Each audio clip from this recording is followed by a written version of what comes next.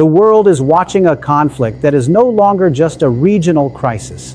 It has become a high-stakes global showdown where diplomacy, destruction, and political ambition are colliding in real time. As missiles strike, oil routes choke, and alliances fracture, one voice continues to dominate headlines: Donald Trump. His latest announcement has sent shockwaves across capitals worldwide, claiming that negotiations are underway while simultaneously doubling down on the idea that Iran's regime may not survive what comes next.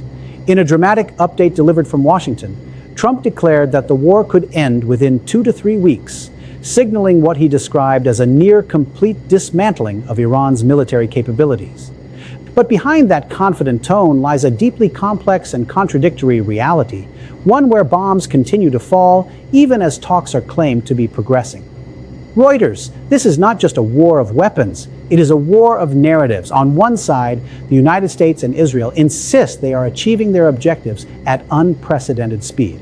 Israeli officials have revealed the scale of their campaign, boasting of thousands of targets destroyed and even claiming the elimination of dozens of high-ranking Iranian figures in lightning-fast strikes. These statements are meant to project dominance, to show that the balance of power has shifted decisively. The Times of India?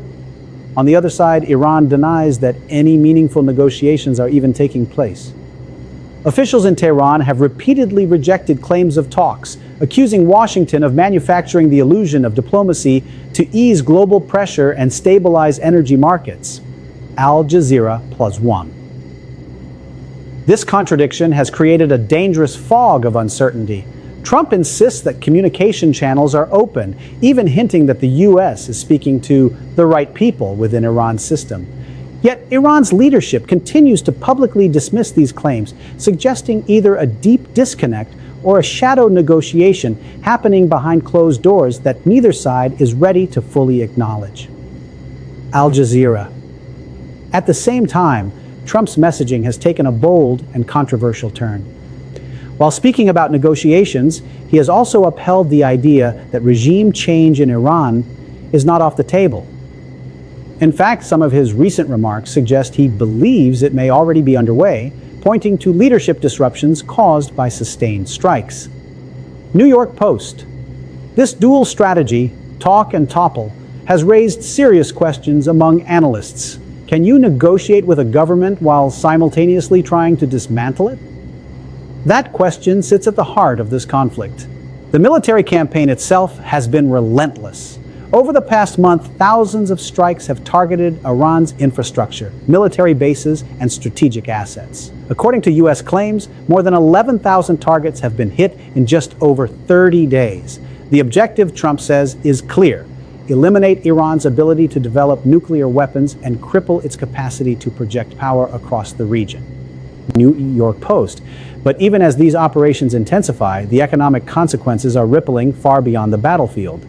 The Strait of Hormuz, one of the most critical neft choke points in the world, has become a central flashpoint. With a significant portion of global oil supply passing through it, any disruption has immediate global consequences. Trump has suggested that once U.S. forces withdraw, the strait will automatically reopen, a claim that has been met with skepticism by experts who warn that stability in the region is far more fragile.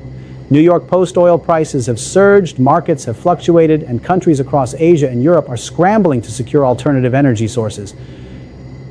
The Guardian.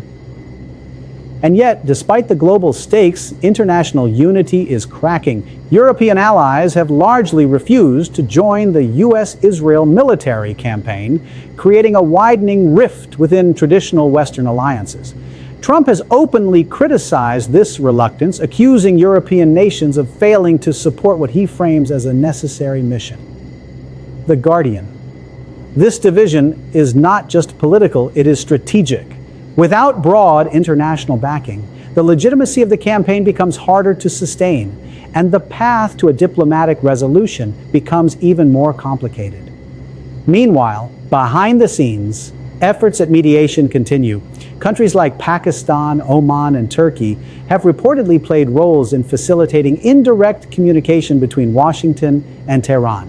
A 15-point proposal aimed at de-escalation has been floated, though Iran has rejected it, demanding conditions that include compensation for damages and recognition of its sovereignty over key strategic areas. Al Jazeera. This is where the conflict becomes even more layered. Iran believes it holds leverage, not just militarily, but economically. By threatening global energy flows and demonstrating resilience under attack, Tehran is positioning itself as a power that cannot simply be forced into submission. The United States, however, appears to be betting on a different outcome. Trump's strategy seems to rely on overwhelming pressure, military, economic, and psychological, to push Iran toward either capitulation or collapse. His repeated emphasis on speed, ending the war in weeks rather than months, suggests a desire to avoid a prolonged conflict that could drain resources and political capital. The tension doesn't just continue, it deepens, sharpens, and spreads into every layer of global politics, where each new statement, each new strike, and each new denial adds fuel to a fire that refuses to burn out quietly.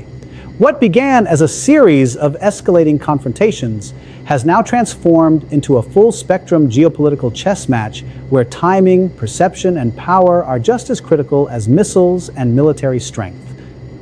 At the center of this storm is Donald Trump, whose latest remarks have not only intensified speculation, but also reshaped expectations.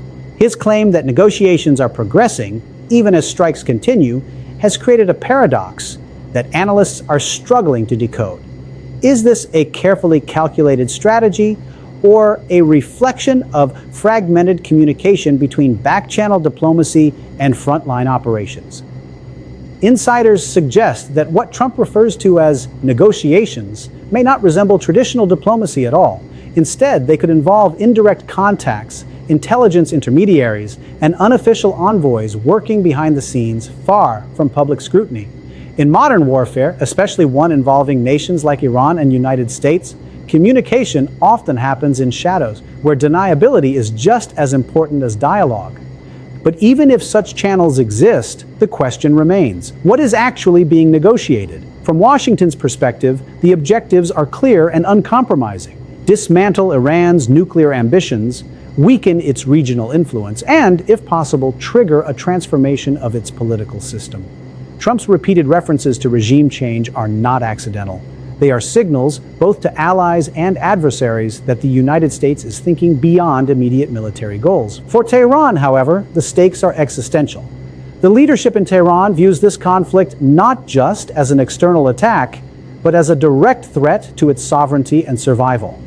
Publicly, Iranian officials continue to reject any notion of negotiations under pressure, framing the conflict as an act of aggression that must be resisted rather than negotiated. This creates a dangerous mismatch in expectations. One side believes pressure will force compromise or collapse. The other believes resistance will ensure survival and eventual leverage. And in between these two positions lies a battlefield that continues to expand. Reports from the region indicate that the scale of military operations has reached unprecedented levels. Strategic facilities